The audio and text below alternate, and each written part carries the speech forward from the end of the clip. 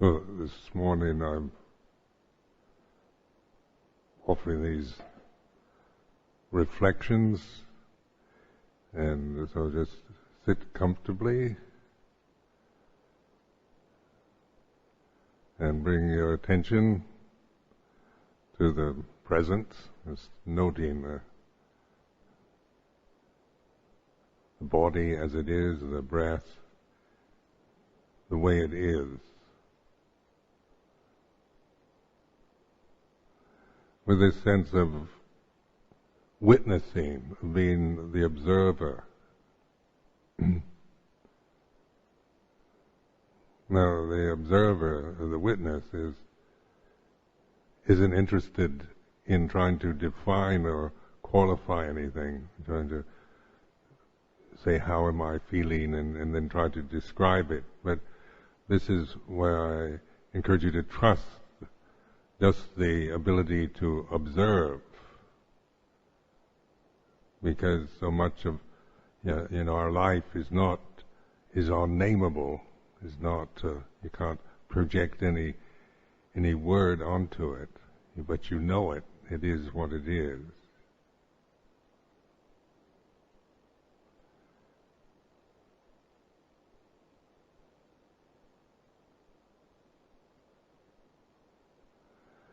So, like reflecting on the Paccuppanna Dhamma, here and now, and I found this a breakthrough in my own practice. Just to, even though I could understand that conceptually, but the perceptions of time are we give so much validity to them that we operate with the assumption of, I am this person sitting here at 5 o'clock in the morning. And the reality of our life is based on creating a self, time, conditions, identifying with the feelings of the body, with the state of mind you're in. The whole conditioning process is about that, with identity, with definition.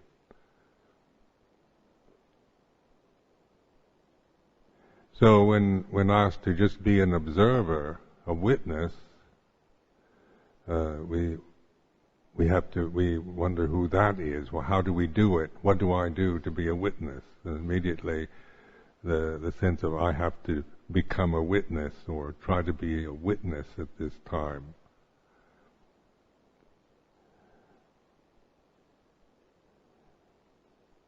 So instead of trying to find out who it is that's witnessing or how do I do it, if there's any doubt, any struggle, any uncertainty, any question that you're having at this time, observe that. Be the witness to even the doubting state.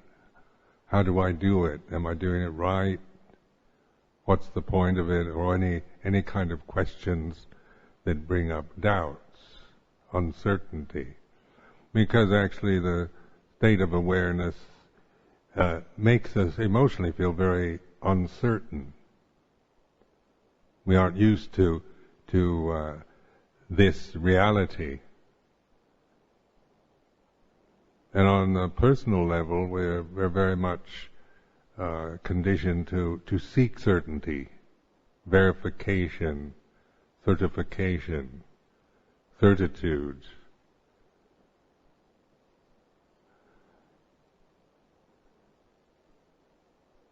You can see in just human behavior how life is spent on trying to find certainty. Am I doing the right thing with my life? Am I practicing rightly? How am I doing? Am I getting anywhere in my practice? Am I wasting my time? And of course, in the worldly life, people have various views and opinions about this. And we have our own views and opinions. But the witnessing, the knowing, isn't verifying or affirming. anything at all, any condition whatsoever. So emotionally we tend to feel very uncertain.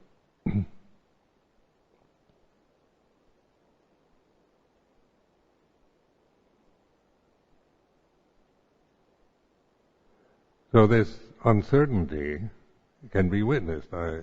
If I'm feeling doubtful, uncertain about what I'm doing, there's an awareness of that. I know that what do I do next? Am I doing it properly, or on and on like this?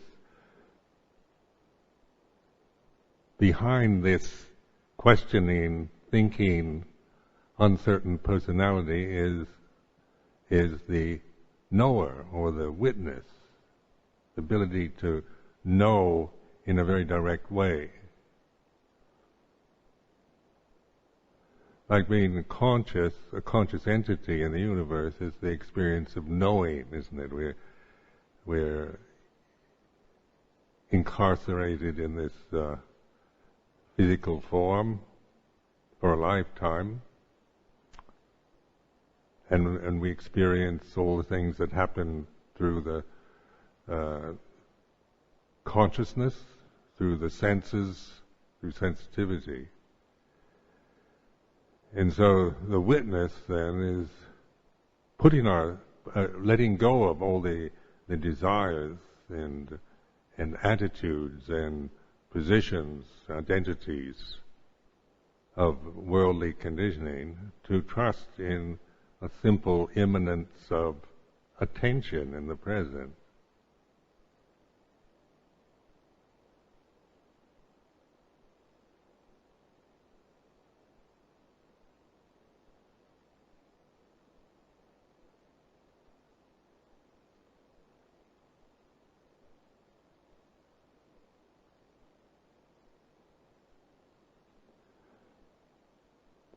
The personality, what in Pali, Sakya Ditti, the sense of a self as identity with the body and the mental state, and this is a habit of the mind. This is not the way it is. It's a created, conditioned habit.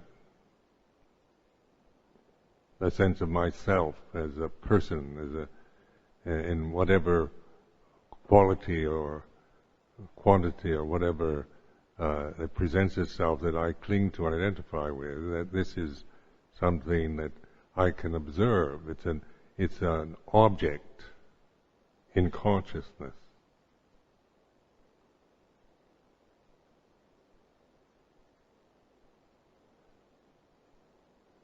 So just the sense of I am Ajahn Sumedho, this on a conventional level is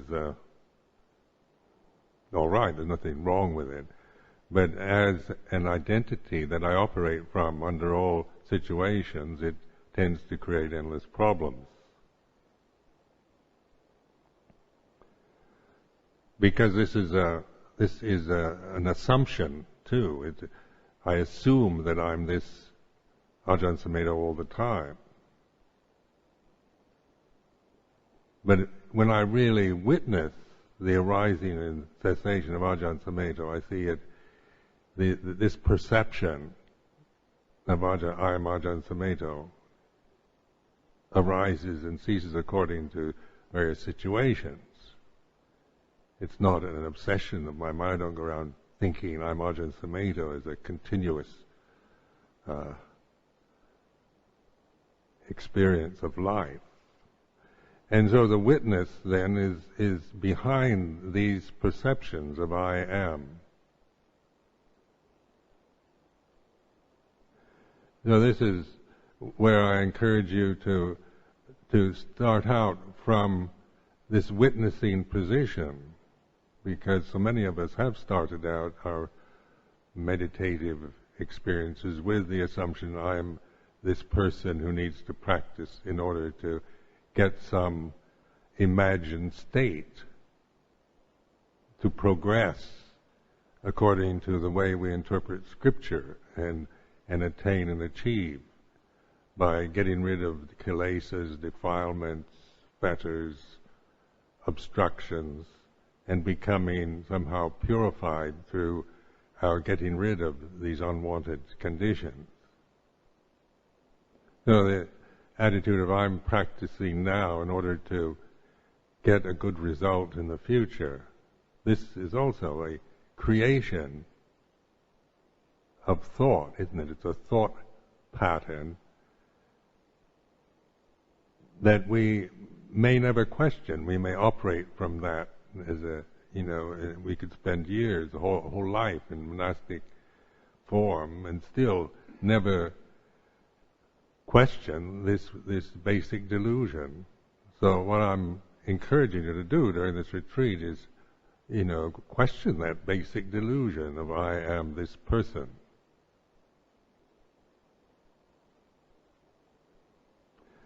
And by questioning it isn't by trying to figure out who you are. If you're not this person, then who are you? It's not a matter of finding, who you are, because you'll never find yourself as an object. You'll find, everything you find is what they call anatta, not self, when you really put it to investigation. So anatta, or not self, is a reflection. It's not a doctrinal position that we impose on intellectually onto our experiences, but it's a guide, it's a suggestion, a way of looking at what we ignorantly hold to be ourselves.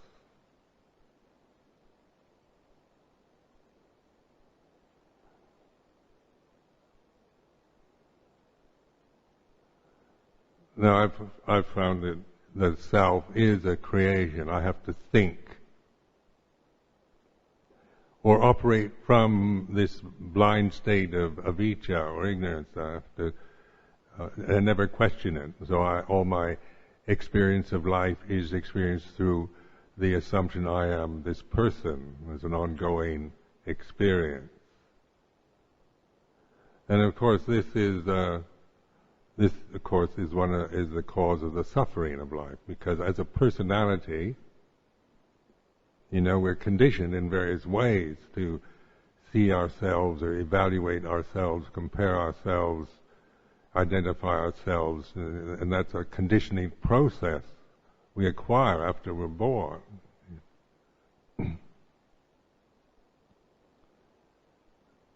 So if I assume I am this kind of person with these kind of problems, these kind of defilements, and that I practice in order to kind of get rid of them, maybe, then I could make myself maybe become a little more careful and as a person, in the society, so I don't create heavy karmic memories to become obsessed with. I can make myself into a better person by being moral, keeping moral precepts, and being kind and generous and so forth. So this is not to be scoffed at or despised. I'm not against that. But as an end in itself, it leaves one still unfulfilled, because the basic delusion is still intact.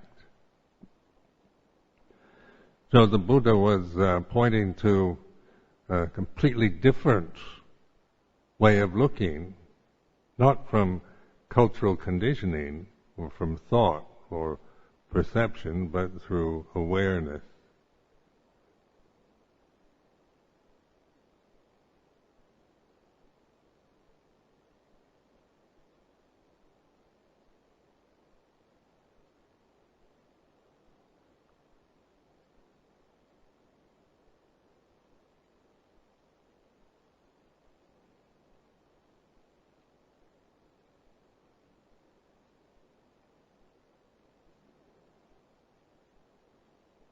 So in terms of Buddhist terminology, then Buddha means awake, aware, attentive, knowing the Dhamma the way it is. So these are words also, and these are conventions just like anything else. But these conventions that we're using, say in the Pali tradition, are not to be grasped as identities or doctrines, but are suggestions changing a way of looking at the here and now, at the experience of consciousness, at the emotional realities that we're experiencing at this time. So instead of me, Ajahn Sumedho, looking at my problems, I change the context from me as a person trying to figure out my problems and solve them into this other paradigm of the Buddha seeing the Dhamma. So this is why we say Bhutang Saranang Gacchami, Dhammang Saranang Gacchami, Sanghang Saranang Gacchami, taking refuge. It's not my personality trying to convince myself I have an inner Buddha or I'm Buddha. That would be a real delusion. My personality can never become a Buddha. I can kind of maybe make myself act like a Buddha, what I think a Buddha should act like, and kind of try to fool myself, but that would be even more harmful. So it's not trying to believe that there's an inner Buddha or that I am Buddha or that my true nature is Buddha, but using the word Buddha as a reminder. What does it really mean then? Awake, aware, the knowing in the present, the witness, the observer, taking refuge in the observer, in the knowing.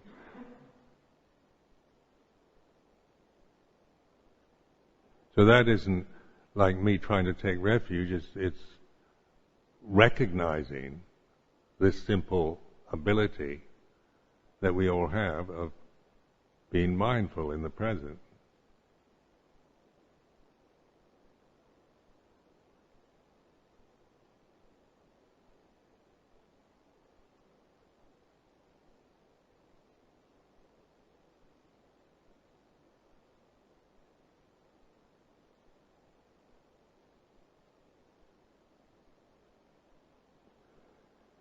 Then the Buddha knows Dhamma, so Dhamma is the way it is.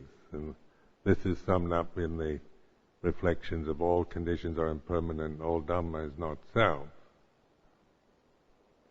But it's not grasping these as kind of doctrinal positions to take, but to investigate this.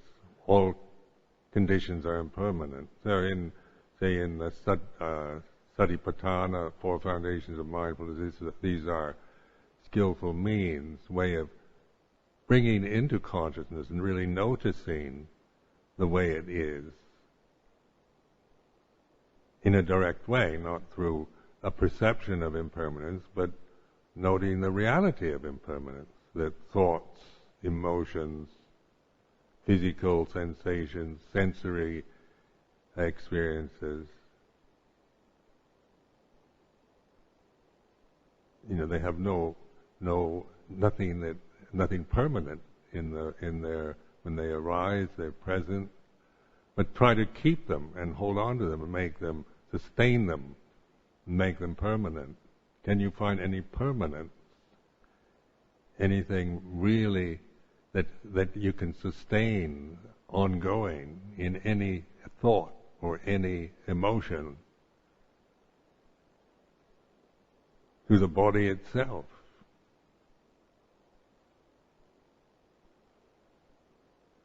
So when we're contemplating the body in the present, isn't it, it's just It's changing all the time. It's this bundle of energy is all it is.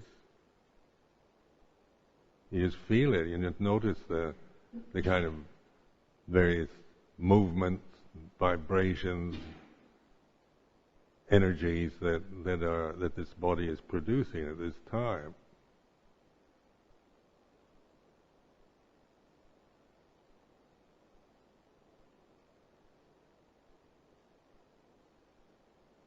So that's why the first foundation of mindfulness is the Kayanupassana Satipatthana, or mindfulness of the body.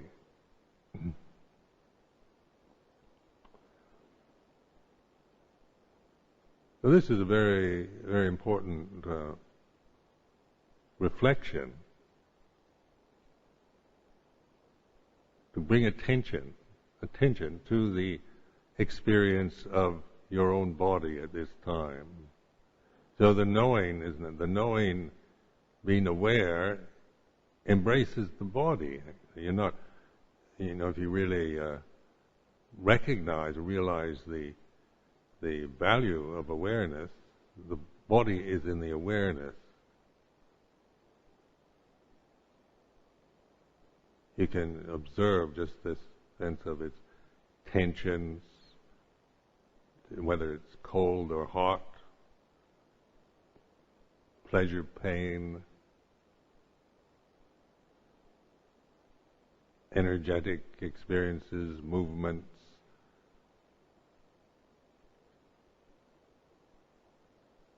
Because the body has its own intelligence. We don't have to make our bodies, when we eat food, we don't have to direct our attention to digestion. All we have to do is put the food in the mouth, chew it, and swallow it, and the body will take care of the rest. It knows what to do.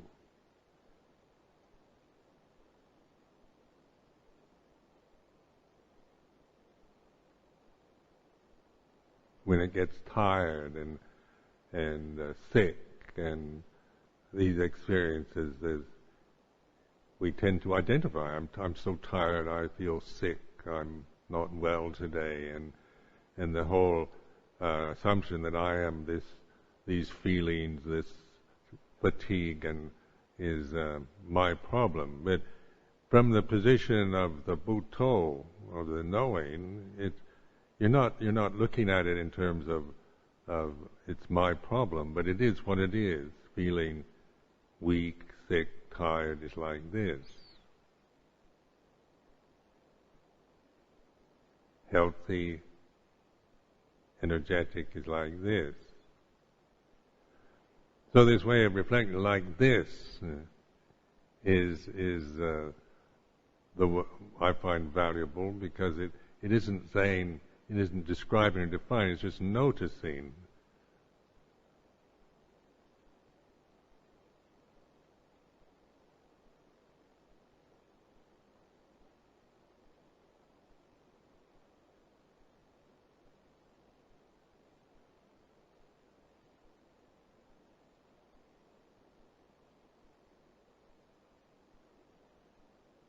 Now, in the body is, obviously something that was born and will die in the future. So that's a kind of truth that we all recognize. It's a condition, sankhara.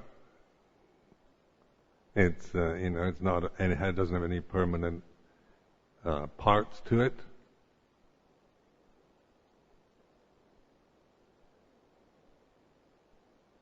But it is, it's a sense condition. It's a sensitive form in the universe. So recognize that at this time, we're experiencing sensitivity, being conscious entities in sensitive forms. Now this is how I reflect on the way it is. This is the body. This body here is a sensitive form. I'm aware. I can be aware of it, as its sensitivity changes according to conditions. Identifying with it, then, out of ignorance, means that I'm limited all the time. I'm limiting myself to the conditions that I'm attached to. So we bind ourselves always to changing conditions, to things that are beyond our control, that are in themselves unsatisfactory. They cannot give you true contentment or satisfaction in life. They can best that we can get from our bodies is a kind of momentary gratification. Sensual gratification has its pleasure, but it also is unsustainable.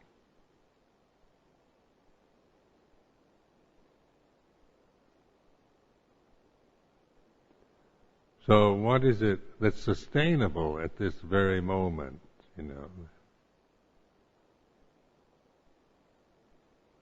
What is it that isn't changing,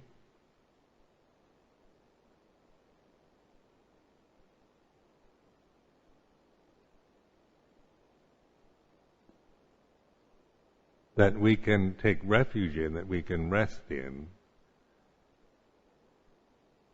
at this very moment, here and now? So this is like inquiring into the reality of this moment.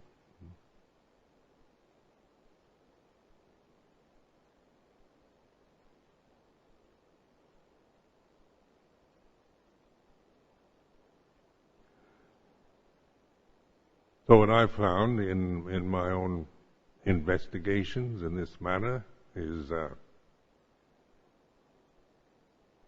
of this ringing sound of silence background. It has continuity. It's like a stream, a flow, a flowing stream. It's continuous. And sometimes I notice it, sometimes I don't. I forget all about it and get caught up in the conditions of my feelings or thoughts, physical experiences. But every time I remember, it's always here and now.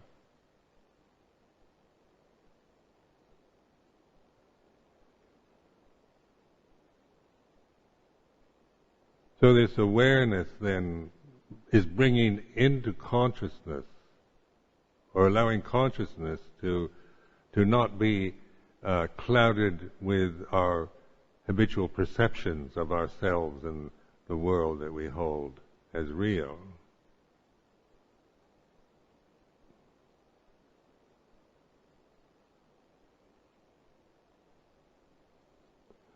Now, calling it sound of silence is even the word sound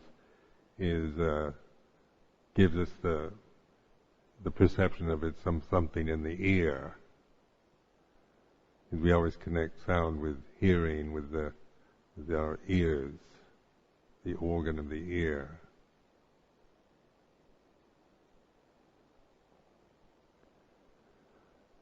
So it's not accurate either. Sound of silence is not, but it is. It's merely a skillful means to kind of because it does seem like a sound. But if you notice, the nature of sound is it comes and goes. So you have, my voice. I can't. I can hum maybe for a few seconds as a continuous sound, but beyond that, I can't sustain it.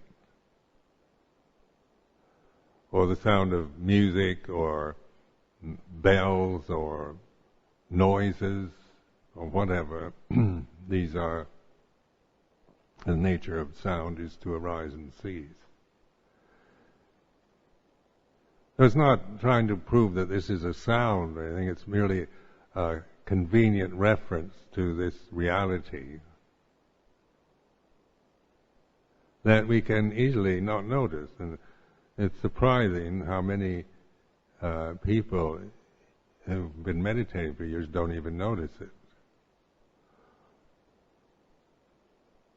Because it's generally not given any kind of name in our tradition. It's not kind of listed on the lists of that we have in the Pali Canon. So I've known people that do the noting practice, where they listening. And they try to notice through noting what's present. But in this way, it's still not investigated. One tends to just put a perception of sound onto it. It's a sound, so therefore it's impermanent.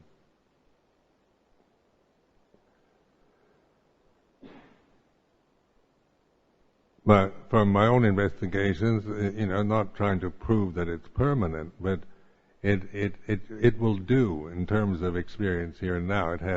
It's sustainable more than anything else that's happening at this moment.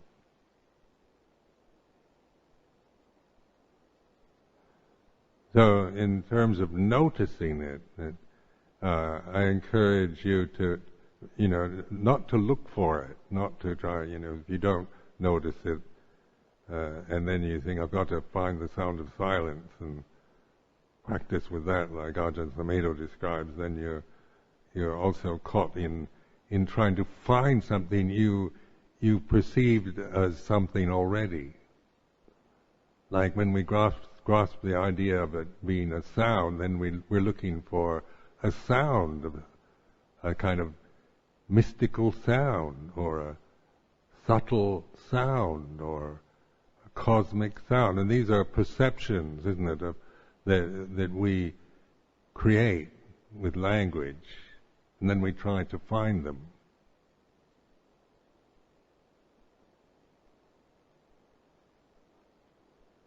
So in teaching this practice over the years, I see how many people struggle because they understand the words, and then they're trying to find something according to some preconception, something that they've already imagined, and trying to find what they're, something that they've imagined that they feel they haven't recognized yet, or they haven't found it yet. So the attitude then is more of, I say, like relaxed attention, open receptivity. Now these words are advisory words, suggestions of, instead of trying to concentrate your mind and trying to look for something, trying to figure out what it is this it, that it, or whatever, or put that effort of concentration into the present moment. It's the reverse. It's like opening, relaxing, receiving, letting things just be what they are in the present, not trying to find anything. It's not something you can find through preconceiving it, but just by trusting in your own ability to be open, receptive in the present moment.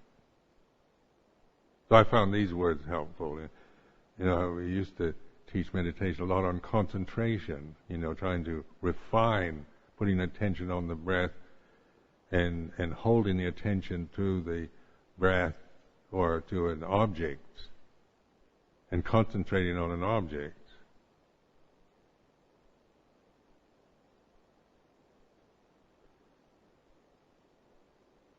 And so that can become habitual also. We operate from the idea we've got to get samadhi or get something we don't have yet in order to become enlightened in the future. So do you have these different levels of samadhi, and have you have the jhanas yet, and the whole jargon of way we pick up Dhamma teachings tends to increase this sense of I'm somebody who has to get something I don't have. Where this attitude isn't trying to get anything. It's not saying you don't have it. It's just that through all your efforts to try to get something for yourself, you're missing. You're not noticing the way it is.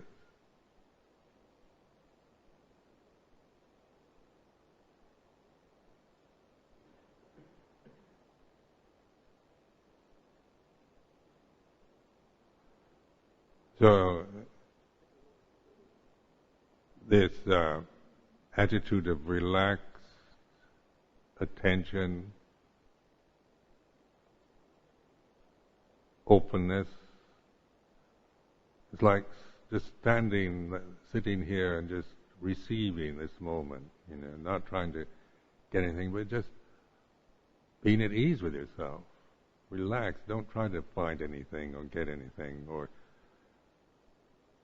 become anything.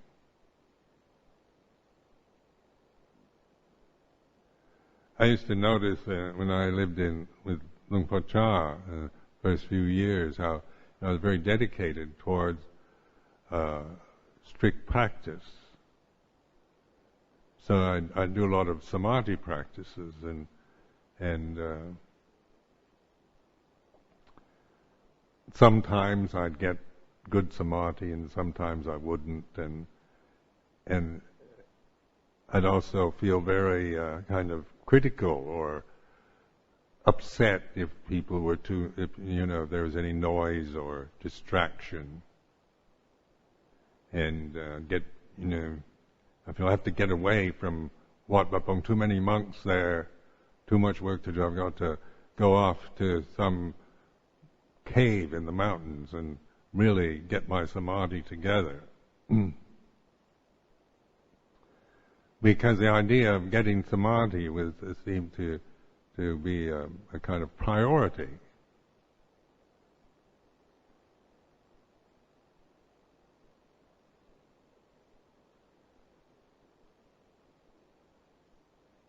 So then I noticed that I'd get myself into a real tense situation. It's very kind of just very so intense, so dedicated to practice, so obsessed with the idea of attaining samadhi that after a while it'd just be unbearable. I'd be in a really kind of depressed, negative state if I couldn't get what I was trying to get. Sometimes I could get it, sometimes I couldn't. And when you get what you call samadhi, some kind of samadhi you get through concentrating the mind, then you grasp it. You say, oh, I want this all the time. How do I hold on to this so I have it all the time? And then you feel everything that gets in your way is an obstruction. So you kind of resent things around you. The geckos in the kuti, you're just about getting first jhana, and then they go, tukke, tukke.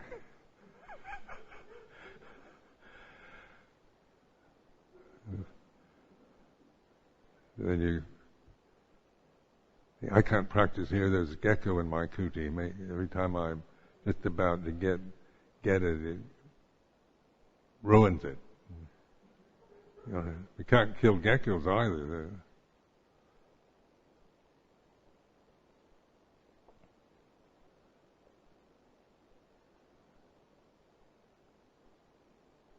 And so I noticed sometimes I'd, reading Zen books and things like that, they'd have this going nowhere, doing nothing, don't have to become anything, don't have to do anything. And I start just reflecting on this, I don't have to get anything or become anything or be anybody. And then I noticed I start relaxing.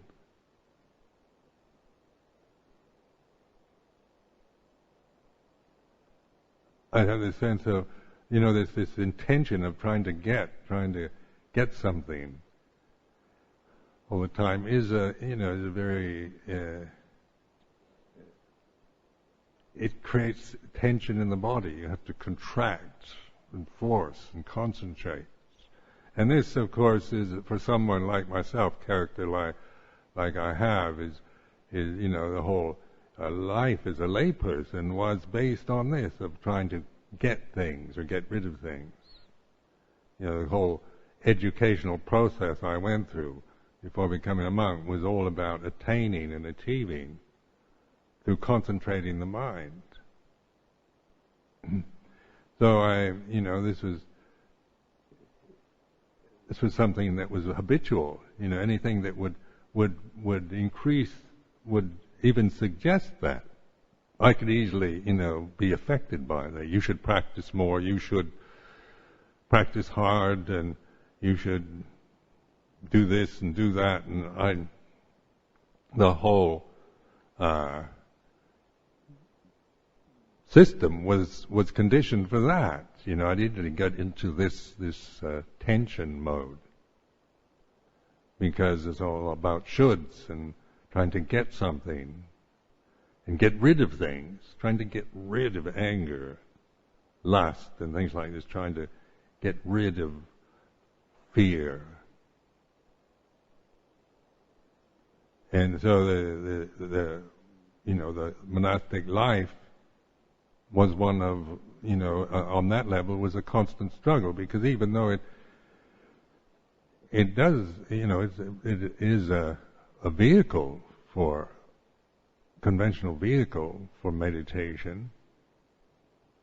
Now we still have the habits. We're still affected by all our habits that we acquired long before we were samanas.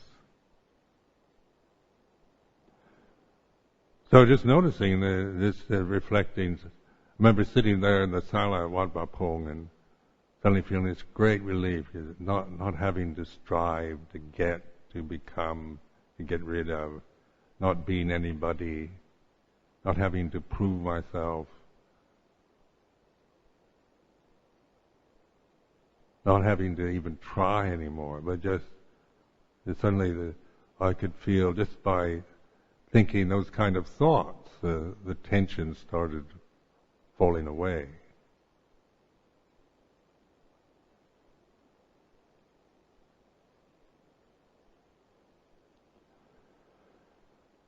So in this attitude of relaxed attention,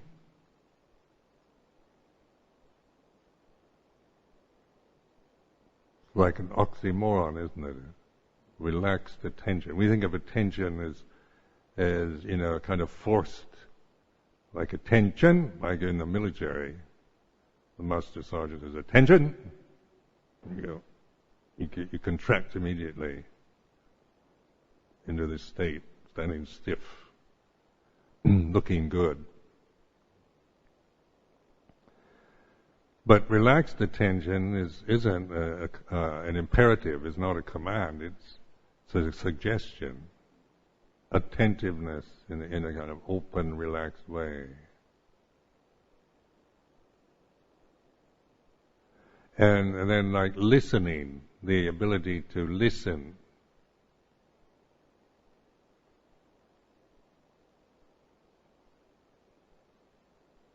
Isn't like listening for anything in particular. I'm not listening to, focused on any particular sounds going on but just opening the ability to listen, to receive whatever is happening now.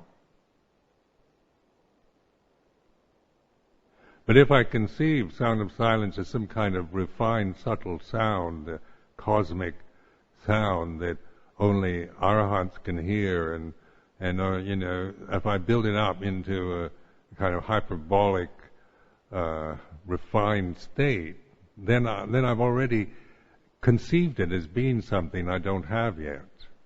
So then if I sit here, where is it? I don't hear it. Sat here for 3 days now.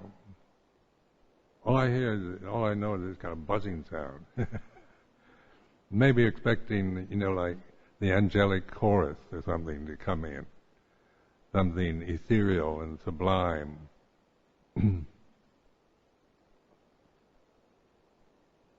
But that's a perception that you're looking for something that you've already conceived of, something imagined, or so that is you won't find it that way. You won't notice it because you'll overlook it because what it is quite ordinary.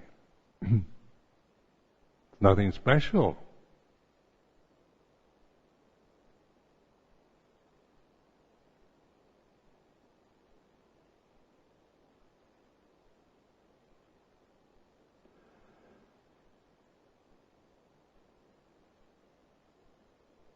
So don't think of it as some kind of refined attainment that after years of practice you might be lucky enough to have, and you're creating it into, you're creating something,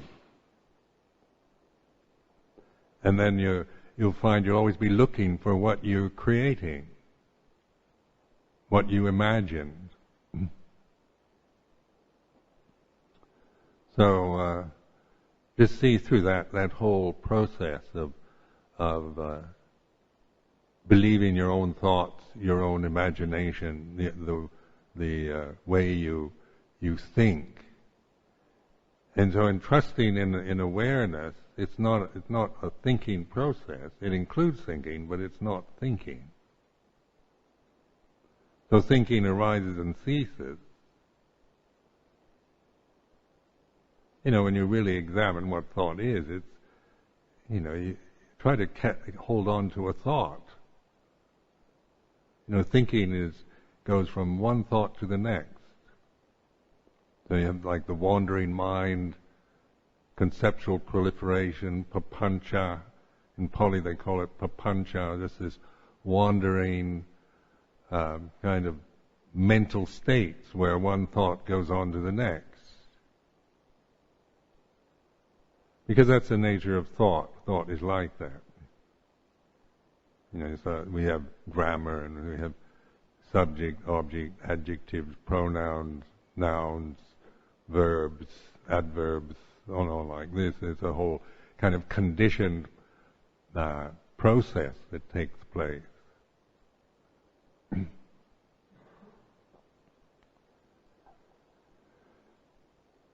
But awareness then isn't a thinking function.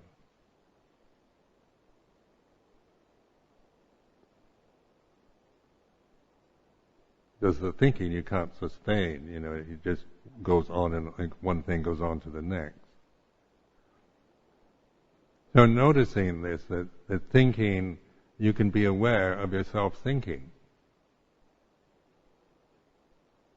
So when I, can make it fully conscious, I'm thinking about this, that I'm trying to, I find this sound of silence and what is it, and I can't find it, and maybe I can't do it, or maybe it's not real, maybe Ajahn Sumedho is daft, who knows what.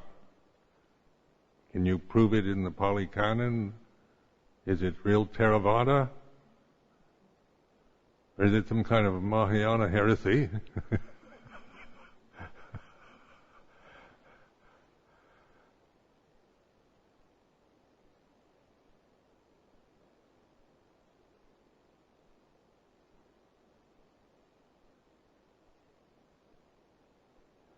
So,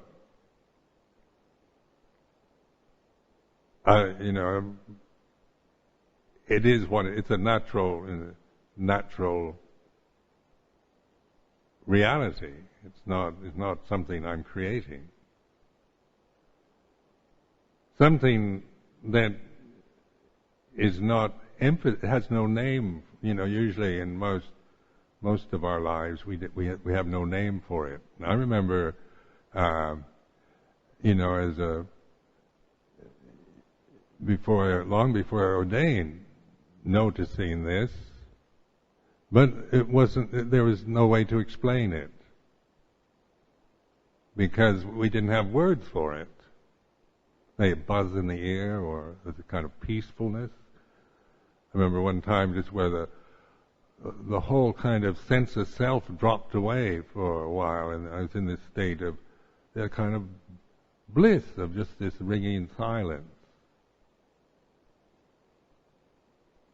And I had no knowledge of what it was, but it certainly, the sense of me, I was about 19 years old then, and this the self-consciousness and the self-obsessiveness, and that was just rabid, just totally caught into myself as a person. And then all that kind of, for some reason or other, I wasn't on drugs either, it just dropped away. And there's this is really, there's all that self-concern, self-obsession is not present. This is how I'd like to be all the time.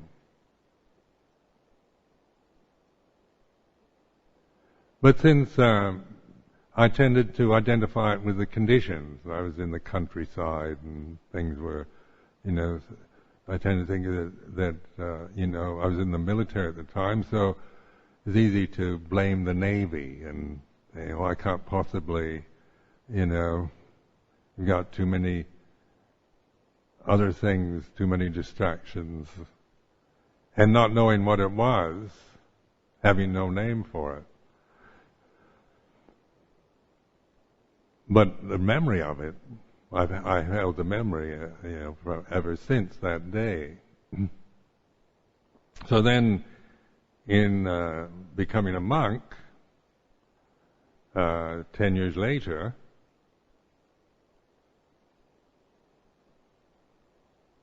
still didn't have a name for it. But I noticed that in experience, when I let go of all this self-concern, self-obsession, me trying to get something, me trying to get rid of something, when all that kind of gave up trying to do all that, and just be kind of relaxed and open, I noticed this vibration.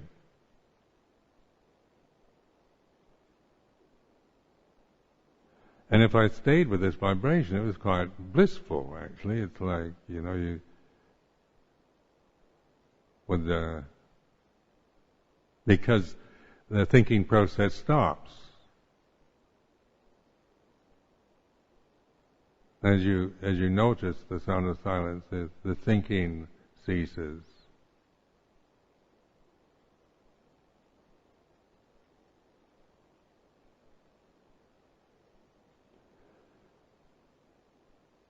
But then,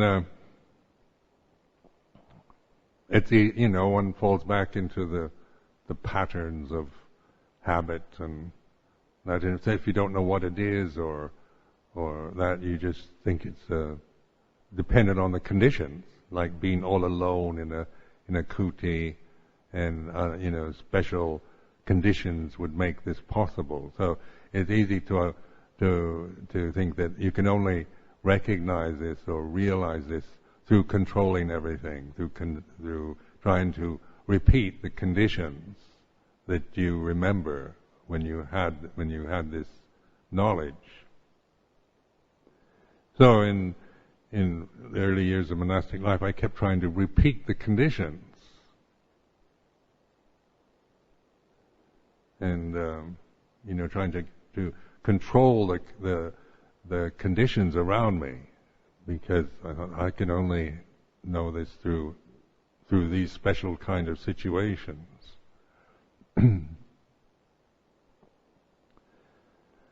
But then I found the real power of the sound of silence came to me right when we lived in London, of all places, big city. Who would have ever thought that you'd realize solitude, real stillness, when you're living in London? impossible. London, the perception of you've got to go up to the cave or the mountaintop. But this really happened in the first year in London. I remembered this, and I started noticing it was with me all the time. And because London is, you lived in Hampstead, which is a rather nice part of London, but still it's noisy and busy and all kinds of, distractions.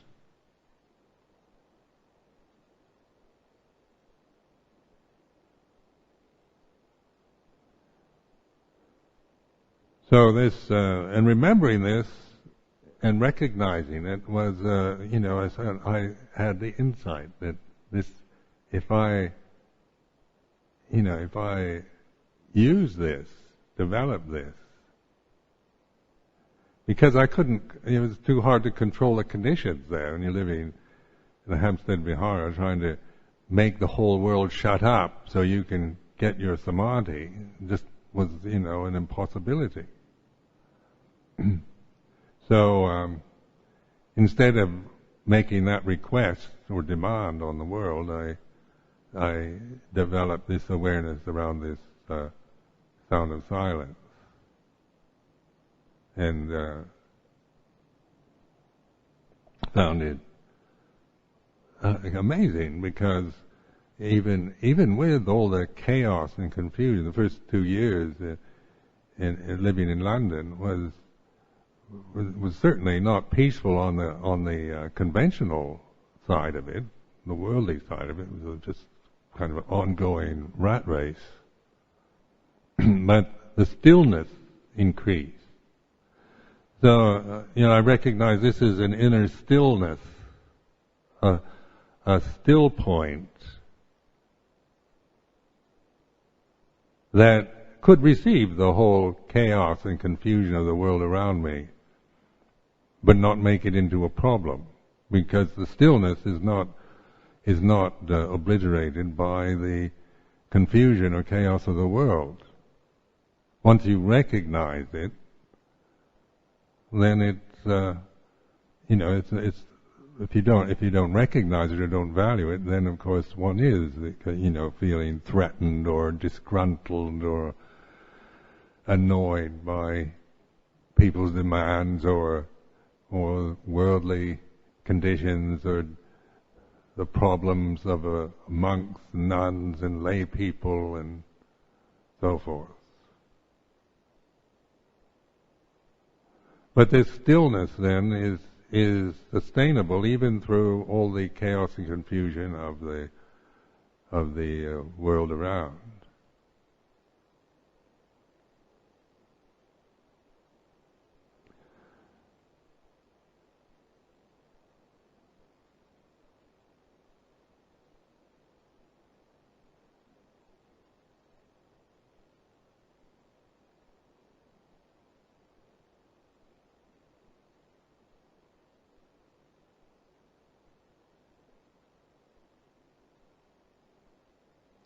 Now, in practice, and what I usually do is because I've developed this practice for so long that it's very simple, very natural.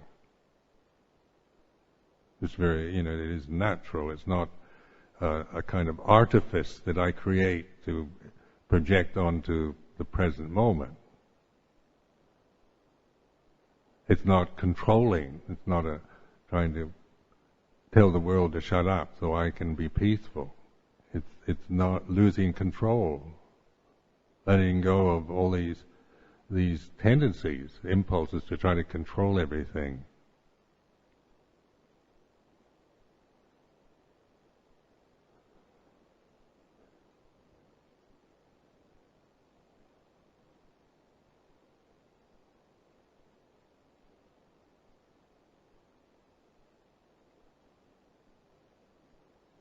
Now the point is, like the relationship of this to the traditional Dhamma.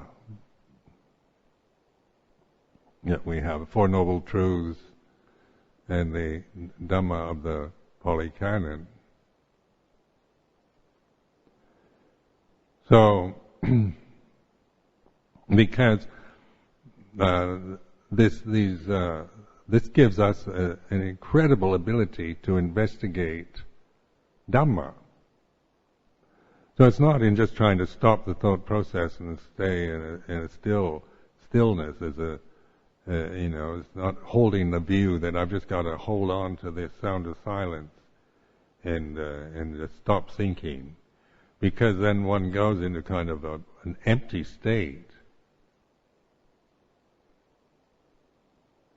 But one's still caught with the illusion of the delusion of I kind of obsessed about not thinking and about this kind of state of where no thoughts arise and trying to hold on to it, and then things will impinge, restlessness and all kinds of things will come up, and it can get pretty dreary because it's a kind of blank emptiness.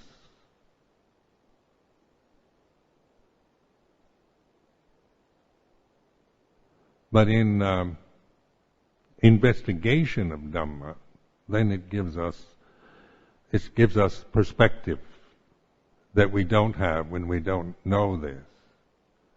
Like perspective, isn't it, is where we can see things and how they relate. We're not just going to one thing and then on to another, losing perspective. So if I'm just, caught in concentrating my mind on various things, then I go from this to that, and I lose perspective. Say in just visual experience, visual consciousness, you get perspective by opening to the space in the room. We want perspective on this temple, the space in this temple, and this temple as a building, as a place to be. You withdraw your obsessions and your fascinations around the things in it to open to the space in it. It gives you perspective on how the different parts of the temple relate to each other and to the whole of it. And so, like the sound of silence gives that kind of perspective. It has no boundary. It's unlimited, immeasurable. It's not something that, like space in this room, doesn't obliterate the things in it. If we open to the spaciousness, I don't have to tell you all to get out and try to destroy the temple in order to really see the space. The space includes everything. The space in this room includes you and the pillars and the walls and the roof, shrine. So this is what we call, it has no boundary. Space is, we put boundaries on space by building walls, but actually the walls are in the space, aren't they? When you contemplate space, it has no boundary in terms of the reality of now as we're experiencing it.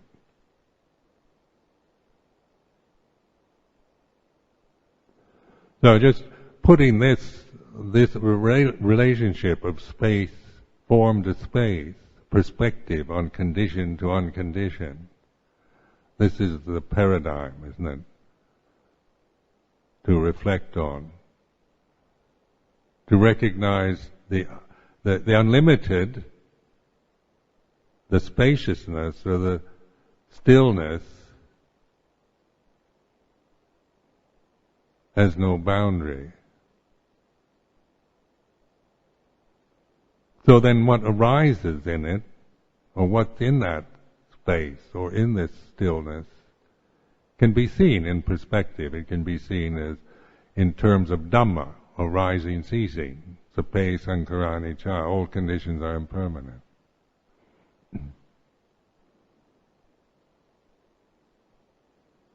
So this is where the Satipatthana, four foundations of mindfulness, really is a really helpful tool, because all it's saying is, to begin to pay attention to the body, the Kayanupassana Satipatthana, not in terms of evaluating it on a conditioned level, not to just be caught in and trying to analyze and figure it all out with your thinking mind, but to experience the reality of this body as it is now in this stillness.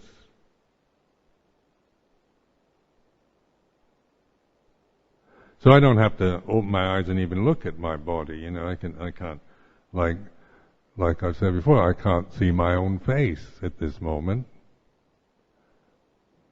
You have to look into a mirror in order to get some reflection of what my face looks like, but I can see your face better than I can see my own.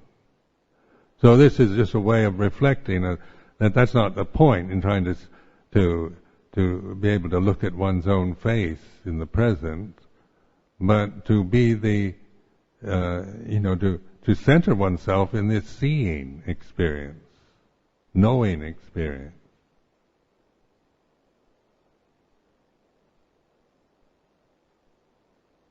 So in the stillness, then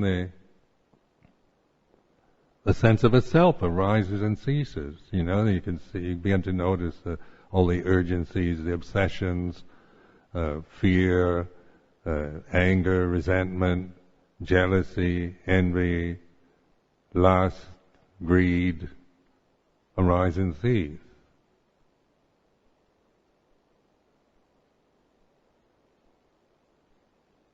The physical sensations of the body, the sensory experiences, the sounds through the ear, the odors through the nose, the tastes through the tongue, and vision, and what we see through sight. The body itself is totally sensitive, isn't it? Heat, cold, pleasure, pain, neutral sensations. So this reflecting on the sense realities as impermanent, that's what we're noticing there, that they're changing rather than perceiving them as, once I make them into some kind of personal identity or personal problem, they're more than what they are in the present, isn't it? There's like, I have a problem with this, and even when it's not present, I still assume I have a problem as a person. But if I see in perspective, I see there's no self to have a problem anyway. The stillness is certainly intelligent. It's not I don't go into a kind of a dull trance to become a zombie. I'm really alert, fully present.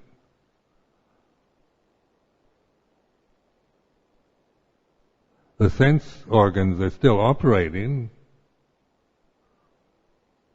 Thought can still come and go. I can still feel emotions, happiness, unhappiness, and elation, depression, doubt and worry, and so forth. But they're in a perspective now. They're seen in terms of Dhamma. They are what they are, but we're no longer looking at them on a personal level as some kind of problem I have, but as Dhamma, all conditions are impermanent. We're recognizing the changingness of these feelings, of these conditions.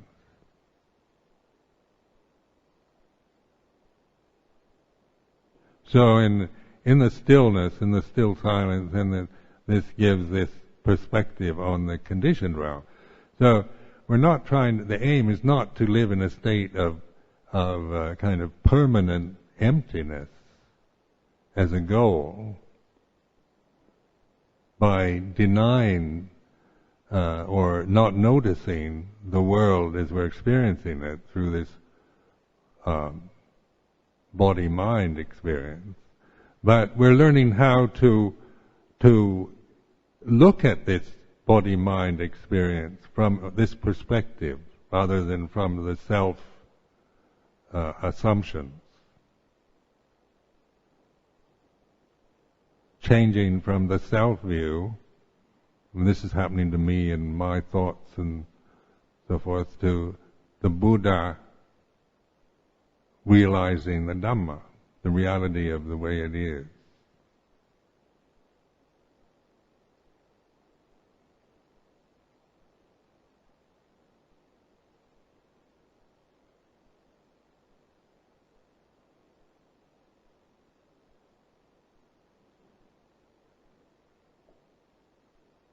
Mm-hmm.